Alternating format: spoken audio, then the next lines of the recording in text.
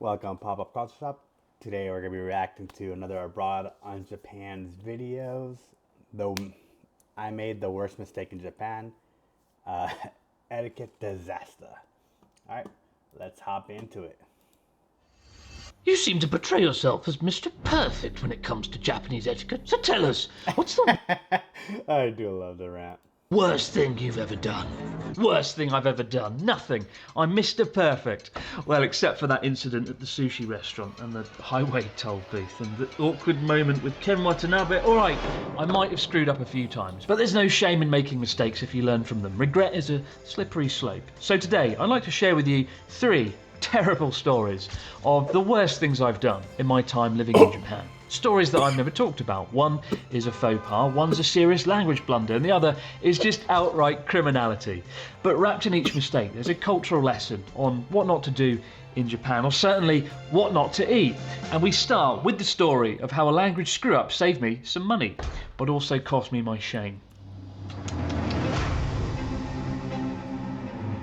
So the first mistake I made is unique because I didn't realise I'd made it until 2 months after it had happened. When I came to Japan, I didn't know any Japanese, apart from the basics like konnichiwa, arigato, and chiki hitotsu onegaishimasu.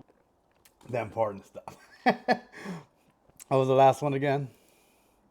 Apart from the basics like konnichiwa, arigato, and chiki hitotsu onegaishimasu. All the basics. I made every effort to learn. While I was working at a school, I'd sit at my desk between classes, studying away like a maniac. And at weekends, I'd hop in my dilapidated Toyota and venture off into the countryside to explore. Now, on one such trip, I wanted to drive to Nagano to see the cheeky snow monkeys that I'd read so much about in Japan travel pamphlets and get the coveted bragging photos that my Facebook page so sorely deserved. Now, the only problem was the snow monkeys are about 6 or 7 hours drive south. And when driving those kind of distances in Japan, you have an important decision to make. Number 1, do you take the tolled highways and go bankrupt? Or number 2, drive on regular roads and spend 1,000 years trapped behind a slow-moving K car? With highways, the journey to the snow monkeys can be done in 4 hours. Without, it's a solid 8. So unfortunately, I did go for option number 1. So off I went for 4 hours, shooting down the bankruptcy highway to go and... Oh, is that the... Oh, that's so weird.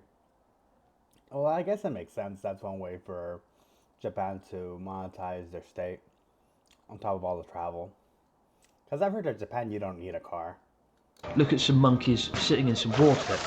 And after a long drive, praying that my rickety car wouldn't fall apart en route, I came to the highway toll booth to pay in cash and, drive off to my freedom.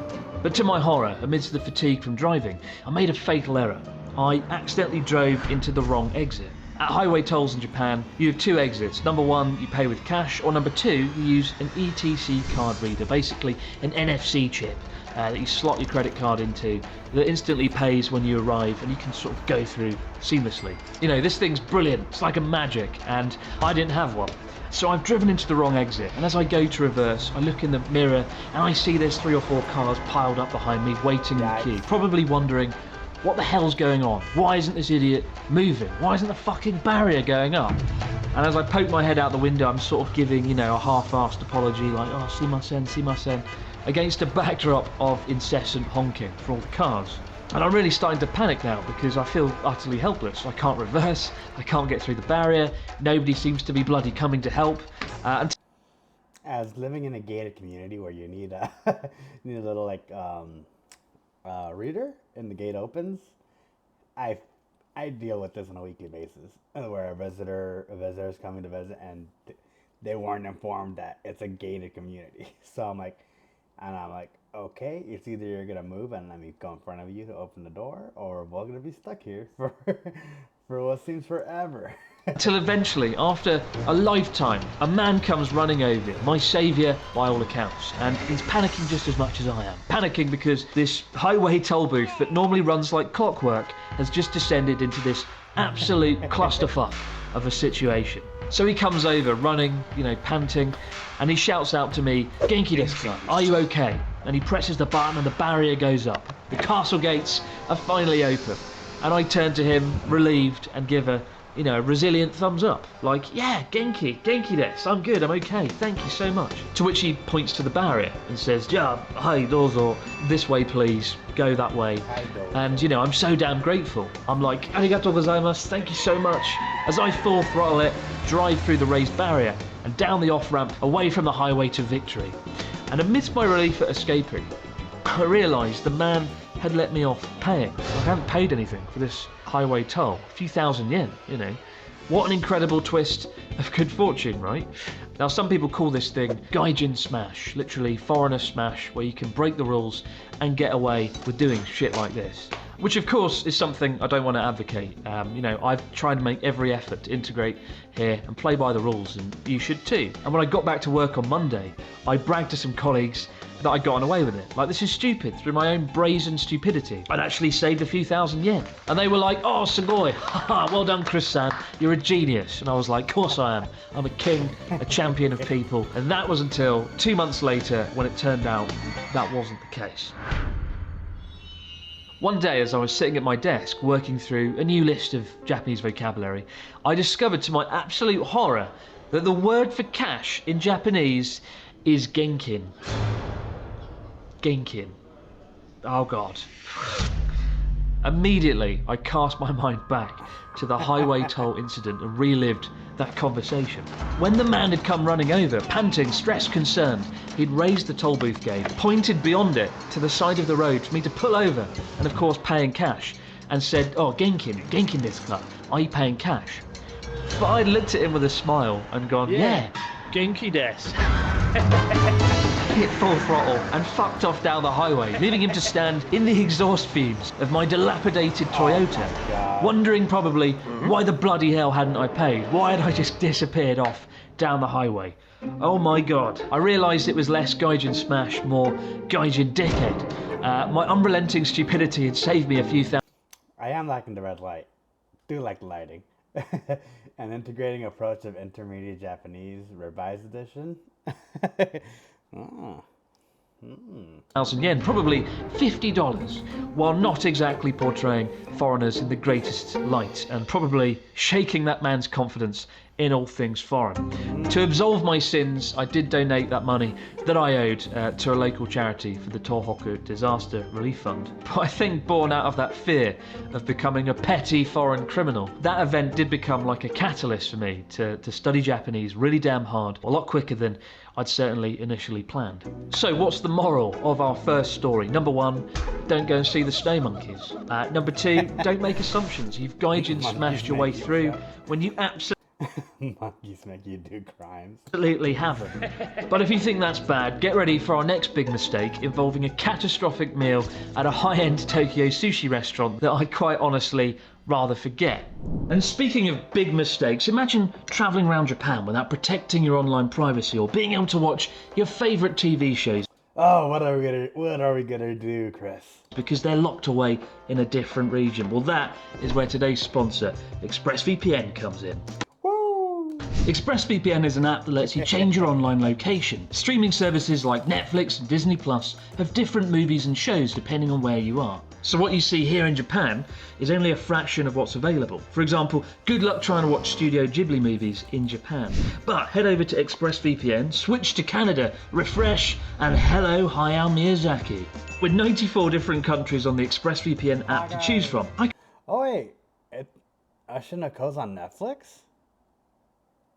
Son of a bee. You can watch everything that Netflix has to offer. But ExpressVPN also keeps your online activity safe and private. Whether you want to use public Wi-Fi at the cafes, airports and hotels without worrying about having your credit card details and passwords stolen, or straight up want to avoid your sneaky internet service provider knowing every website you've ever visited. Rated the #1 VPN by TechRadar, Forbes and... They'd be very bored because all I look up is word analytics and what... Oh, that just scared the fuck out of me. Oh, people will get bored of my shit because it's just looking at medical SEOs and how to make that more relevant for our online campaigns. CNET, it's been my go-to VPN the last 2 years. Take all you want about orthopedic specialists. now. And you guys can get 3 months free for yourself by following the link in the description box below at expressvpn.com/abroad in Japan. Don't let annoying regional internet get in your way. Watch whatever you want online and stay safe out there. Now, I like sushi a lot. I love the buttery smooth flavours of the fatty tuna, the oily texture of flame grilled salmon, and I love devouring fish eggs and juicy fresh shrimp. Honestly, I probably eat sushi once or twice a month. But what I don't do is eat out at high-end sushi restaurants. Not just because you have to sell your house to be able to afford it, but because of a not so good experience that I had that scared me away forever. The sushi incident. Once upon a time, I had a meeting with a very important Japanese businessman, quite a powerful guy. This was a few years ago now, back when it looked like the Abroad in Japan channel was going places. Not like now, where I am, of course, a negative Nelly, a whining William. You are shallow-minded snowflake Englishman who is as plain as white bread. Yikes. No negative comments. No. As plain as white bread. I fucking love white bread. Stupid. But unfortunately, when these important, powerful business people realised that Abroad in Japan wasn't so much a slick production company as it was just me moping around on a floor, that phase certainly didn't last very long. However, on this occasion, I had a lunchtime appointment with someone who was very important. Now, the thing about higher-end sushi restaurants is you always sit at a bar counter, right? And the chef literally towers over you, putting the food down before you. Watching you eat with an unblinking gaze. And that's my first problem with high-end sushi restaurants. It feels less like fine dining and more like an interrogation at a war crimes tribunal. As you're probably aware, in Japanese culture, there's a real emphasis on showing appreciation for food and never being critical. Ikitakimasu, and what else? Oishi. And making noise while you eat. Those little things I picked up. It's not like the UK where if the waiter asks you, how was your smoked salmon, wilderberry souffle, you are allowed to sort of go, oh, well, this dish, for lack of a better word, was quite shit. Now, in a Japanese restaurant, providing it's not a chain restaurant, if the restaurant staff ask, oh, how's the food? Even if it tastes like something out of a farmyard slop bucket, you would still lie and say, oh, it's delicious, it's a game changer, I loved it, oh yeah, amazing. Otherwise it's considered quite rude and awkward. And so when you go to a top class restaurant, that atmosphere is magnified, right? Because these are very proud chefs at the top of their game, serving impossibly rare ingredients, like the unobtainium of the fish world. And when you go for an omakase course, literally chef's decision, to question their food and to question what they serve can feel like committing a crime. So I want you to bear that in mind when I tell this story, because in a bit you'll hear it and go, oh, I wonder why he didn't just say, I don't want to eat that, to the chef. So it's midday and I go to this restaurant in Ginza, high-end district in Tokyo, and I go inside and it's really dark and dimly lit, except for the wooden counter which is illuminated with the good old top-down lighting that you find in sushi restaurants. And I sit down and meet the guy who we'll call Saito-san. And he's like, good to see you, Chris-san. I've ordered the unrelenting 45 fucking dish omakase course. And I'm like, oh yes, very good, can't wait. And eye up all the nice cuts of fish in the glass counter at the bar. I already know I'm in a little bit of trouble because I'm not that adventurous when it comes to eating sushi. When the chef asks, is there anything you don't like? I say no, I'm good for everything. Just because I don't know what there is. I've never eaten at a high-end sushi restaurant before. And in hindsight, what I should have said is, I'll eat anything as long as it's salmon. So the course kicks off and it's pretty good. We have some rich miso soup broth and one of the first courses is an assortment of buttery rich fatty tuna. And once each plate of sushi is crafted lovingly by the chef, it's placed down before me for me to sort of look and go, wow, it's amazing, better than Christ. And I pop them in my mouth one by one. And as I'm eating the sushi, the chef, who's this pretty big, serious, stern-looking middle-aged man, just stands and watches in silence as I eat each piece one by one, while he ominously clutches what can only be described as a bloody sword, right? Like the knives they use to fillet these fish are pretty damn big. It looks like something out of Lord of the Rings, like Aragorn would be using. And he's swinging it around. I'm just... Shout out to the editor. Wait, does Chris have an editor? Or does he still do everything? Let me know in the comments down below. like, oh yeah, delicious. But I'm being studied by both him and Saito-san to ensure that I appreciate these culinary wonders, which thankfully at this point I do, because it's tuna and everyone likes tuna. Now there's one important detail that I've left out until now, and that is that I'd been out drinking the night before, so I might be a little bit hungover. Stomach isn't great, but I'm relieved everything's got off to a good start, and I can sort of feel my stomach go, oh, this is nice, but I don't really want any food right now. Can you just sort of let me have a few hours off? And I'm like, no, we've got to get through this. We're all parties involved. I've got to prove that I'm sophisticated. I've got to prove that I'm not a whining William. The next Don't let the comments get to you, Chris. You're a fantastic dude. next piece is Ika, squid, and I know it sounds daring, but it's not. It's a little bit translucent, a little bit chewy. Love me squid, love me octopus. No, no, no, no, no, no. But with a brush of soy sauce and a pinch of wasabi, Haven't had it raw so much. I always have it cooked. Something I would need to explore. it tastes great. And I put it in my mouth and the chef asks, oh, it's delicious, right? And I'm like, oh yeah, oishi, delicious. And the chef's like, of course it is, of course it's delicious. Then things start to go wrong, because I witness a dish that I've never seen before, that Saito-san correctly identifies as mirugai, or as it's known in English, gooey duck, a gigantic... Oh. So they look... Okay, so it's Gyuduk salted water clam, but they look very grotesque, to put it lightly. saltwater clam that's popular in China and Japan and genuinely looks like a What did I just say? What did I just say? prop out of the movie Alien.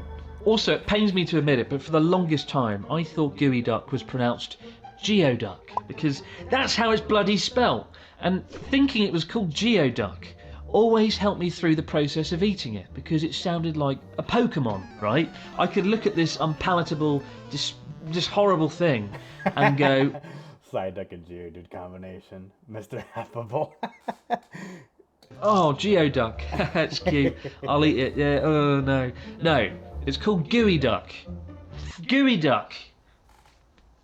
And if you learn just a single useful thing from this damn video, it's how to pronounce the one dish you simply need to avoid. But the chef sticks this gooey duck in front of me and he's like, oh, mirugai desu. And I'm like, oh, yeah. It looks very bad. From the unnatural shape of it alone, I know things are about to go downhill.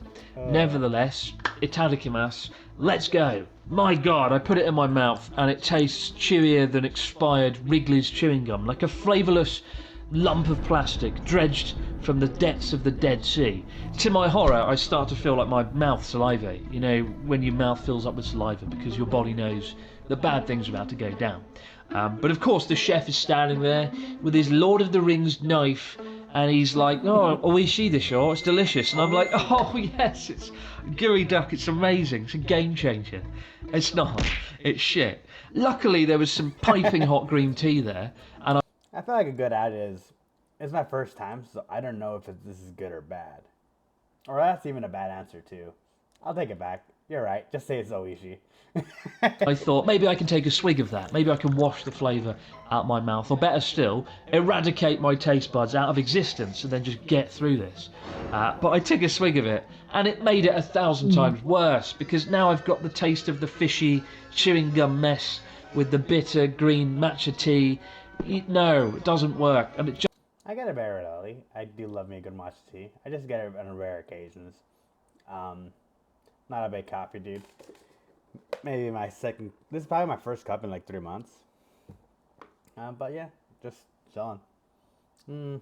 Oh, fish and matcha tea doesn't sound pleasant whatsoever. It's because the oils will just, you know. Just made it worse. Somehow, against the odds, I swallow the gooey duck and keep my composure and give a sort of a thumbs up to Saito-san and to the chef. And they're like, yep, good stuff, and move on. While I'm like gagging. However, the chef seemed to take my approval of the gooey duck as a signal to press ahead into the abyss of food. Because next up we get akagai, arc shell clam, which again looks like a face hugger from the movie Alien. And the problem with akagai is... Never had it. It looks weird. in terms of flavour, there's just no redeeming quality to this fish. I don't understand why people eat this. Just looking at it alone, I feel physically sick. And I'm like, oh, I'll get through it. I take it, put it in my mouth all in one go, and quickly realise what's left of the meal was now basically just an endurance test of my own mental strength. Now, if you want to experience the taste of Akagai at home in a reasonably priced environment, cut up a Bridgestone tyre, drag it across a beach in the sand, because not only does it have the texture of rubber, but there's this horrible crunchiness to it. When you bite in, there's like bits of crunchiness, like there's rock or sand or salt or something in there. And of course, the chef is like, "Oishi desho? Delicious, right?" And I'm like, "My, delicious, yeah, kill me." In between doing bloody breathing exercises just to get through this, I swallow the damn thing whole and take a swig of what's left of my matcha green tea. And by now my stomach's like, all right, you've had your fun. Can you just like stop now?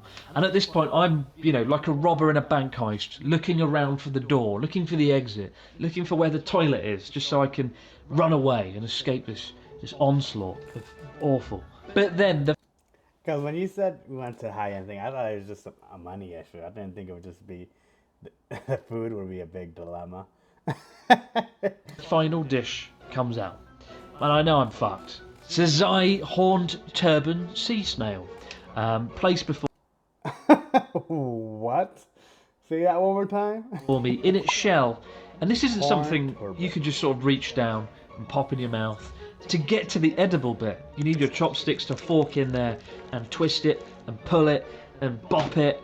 And if you ever get to this moment with your chopsticks pincered around this rubbery snail that you have to tug out of the shell, that's the moment of realisation of just how stuffed you really are. I twist it out, and I think at this point my hand must have been shaking, because I know with this in my mouth, this is the final blow. There's no turning back. I pop it in, start to chew, and I do that thing, when you tap your foot and you're like, fucking get up, man, because my legs are like one step ahead. They know it's time to escape. And the chef's like, "Oishi desu, it's delicious, right?" And I'm like, nodding away as I feel my mouth flood with saliva. And then I'm like, "Oh, I just need the toilet." And the chef looks thoroughly unimpressed, because it's a bit rude to leave the counter while you're still chewing this award-winning dish. But I slip away to the toilet, and what goes down in there is best left to the imagination. But the worst part of it is, the toilet was so close to the counter that everything You're able that to hear everything? transpired within that No, they were able to eavesdrop on you. No. toilet in that 5-minute window would have been audible to the chef, to Saito-san, and to the other occupants of the restaurant. Ah, God, just thinking about it makes me cringe and want to die. This was something that was abundantly clear when I returned to the counter to Saito-san's concerned face and him sort of going, "Oh, daijoubu-san, are you okay?" And the stony-faced chef still clutching his knife. Oh, God. Suffice to say, we hastily ordered the bill, and I never saw the restaurant nor Saito-san ever again after we parted ways. So what is the moral of the story? What's the mistake? Well, I think there's 3 things here. Number 1, do your homework and learn all the food that you don't want at a sushi restaurant. Maybe it's sea snails, maybe it's shellfish and facehuggers and gooey duck. But if it doesn't come out, it's not an issue, right? So don't be bold like me, just say no.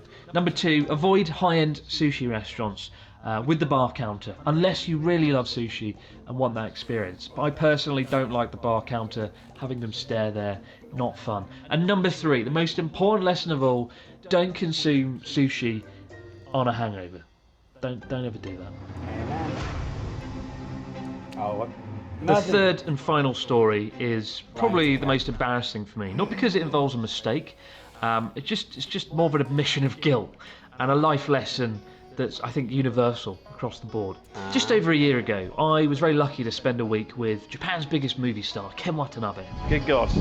Hey! Hagazama! Ken-san! Nice to meet you. Nice to meet you! Yeah. Has seen in everything from The Last Samurai and Inception to Godzilla and Tokyo Vice. He's an incredible actor, and for the best part of a decade, I joked on here that the day I met him, the day I sat down and had a coffee with him, would be the day I would leave Japan, because I would have completed Japan. I would have done everything there is to do. And then rather awkwardly it happened, and it went pretty damn well. Now, first off, you don't mess with Ken Watanabe. There's a reason he's cast as a samurai warlord or a Japanese billionaire who wants to steal things. He's a scary man, so much so that when you tell him that you find him scary, he makes you feel even more scared. Pretty nervous. It's a bit scary. Why? I'm scared to meet you, Ken. Why? Why are you afraid? I mean, I've run into some viewers of the Abroad in Japan channel before who seem nervous to encounter me for whatever reason. And when they go, oh, you know, I'm a bit anxious to meet you, Chris, I don't go, why? Why are you afraid? Although, I definitely will do that from now on. But I met Ken a few hours before we started shooting the documentary in his cafe, the K-Port. That is very funny. Just meeting someone for the first time. Hey, and just telling them, like, hey, being a little vulnerable. Hey, I was a little scared about interacting with you. And you just reply back with, why? ¿Por qué? In an angry tone. That's hilarious. In the town of Kesunuma. For my first meeting with Ken, he came in and said hello to everyone, and he signed some photos for some waiting fans. And then he came over and just pretty much sat down next to me and said, hello, nice to meet you. Let's have some pizza. And it was very surreal. I was in this like dreamlike state. I basically felt like I was in fucking Inception. Not just because I was a bit sort of shocked to be in the presence of Ken Watanabe all of a sudden, but mainly because such was my anxiety in the run up to shooting the documentary. The night before, I had, you know, give or take 4 minutes sleep. So I was pretty dead. Now, when you have that initial small talk with someone in Japan called aisatsu, greetings, it does often follow a similar structure or pattern, especially if you're not Japanese. Questions include, why did you come to Japan? What do you do? How old are you? And how long have you been living here, right? This small talk has to happen, not because conversation in Japan is boring, but because it's important to establish your position in the hierarchy, like, you know, establishing the senpai-kohai relationship in simple terms. And if you're older, you're instantly the winner, so well done, you've won that hierarchy, for better or worse. But the second most important question, perhaps, is how long have you lived in Japan? And they ask that because they want to know, how good is your Japanese? Like, how good should they expect your Japanese to be?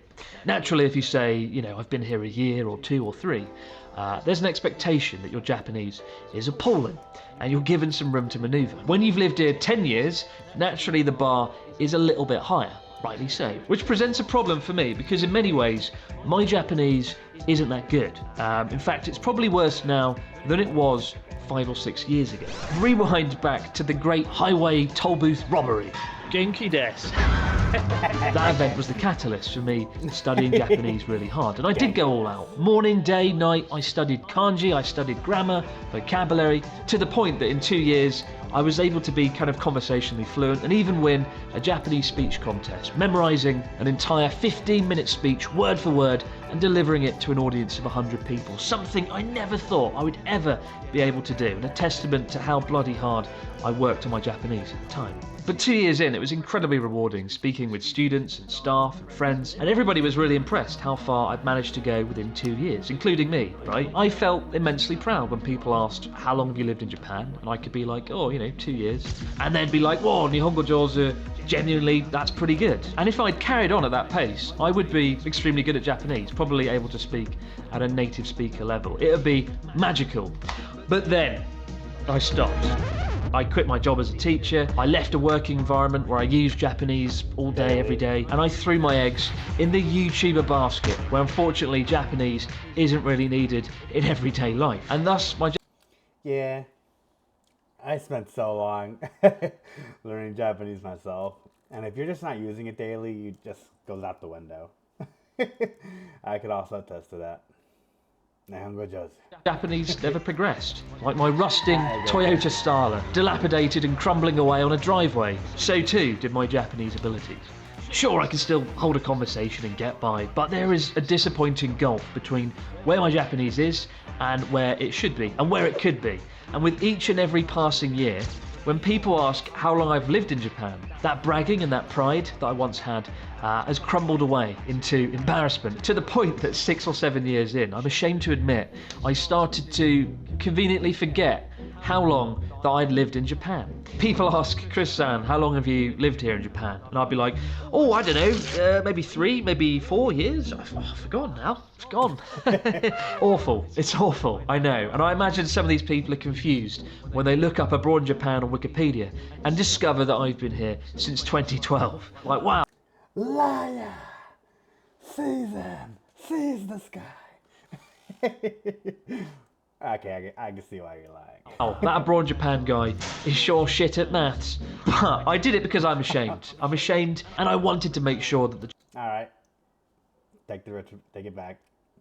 Put the pitchfork down, Sam. You apologized. Japanese person I'm speaking with doesn't assume that I'm really good at Japanese and go on to use advanced vocabulary that I won't be able to follow or keep up with. So, you know, there's method to the madness. So when Ken Watanabe and I are sitting there eating a pizza, his favourite mushroom and asparagus pizza, with his homemade spicy sauce, he's like, Chris-san, how many years have you lived in Japan?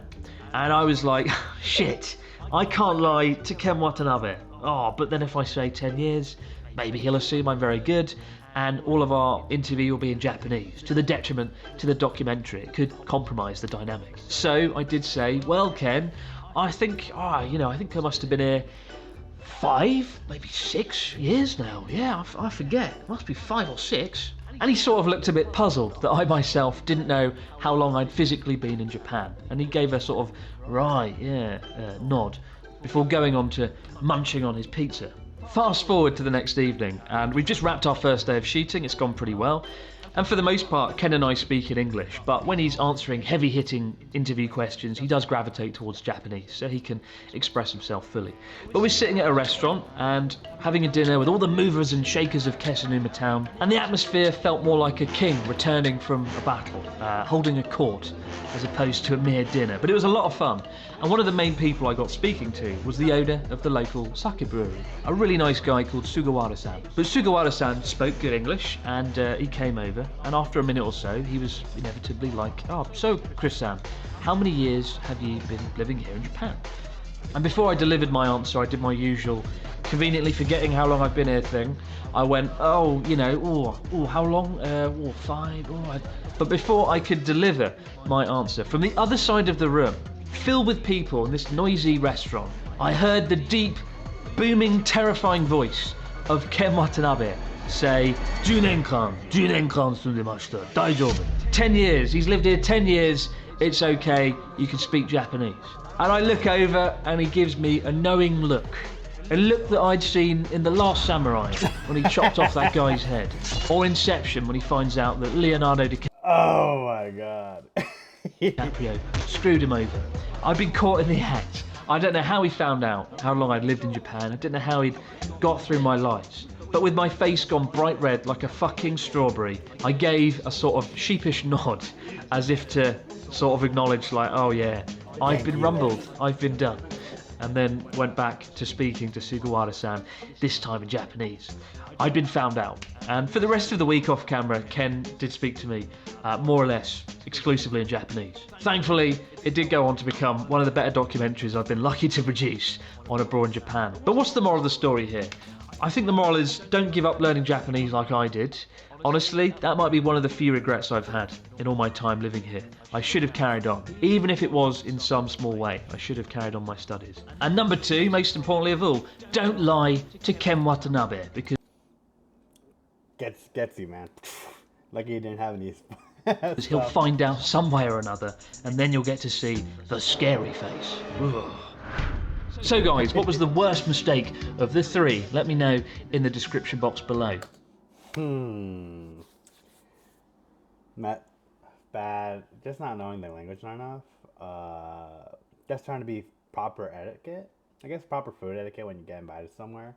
And then last is just the general conversation get going. Ooh. The worst one by far would be lying. I just don't like lying. So that would probably have to be the one for me. And I do actually have a book coming out revealing more horrendous stories like this of my times living in Japan. You can find the details in the description box below, but it's available for pre-order now. More on that in a future video. And of course, for more behind the scenes content, check out the Abroad Japan Patreon. There's over 50 bonus videos on there you can check out right now. But for now, guys, as always, many thanks for watching the Abroad Japan channel, and I'll see you right back here to do it next time. I'm off for some geoduck. Sorry, gooey duck. Never eating that. That's the one. I'm like, I'm an advocate for trying everything once, but gooey duck, hard pass, hard pass. Unless I eat it and I don't know what it is, that's the only time you'll get me. All right, guys. Good stuff, Chris. Always love your content. Always gets a good, good laugh out of me here and there. If you guys are here this far, please leave a like, and if you enjoy my content and want to keep watching more, please subscribe. It really does push the YouTube algorithm to get my stuff out there to more viewers. And what other videos you guys want me to react to? Put in the comments down below. All right, guys, take it easy.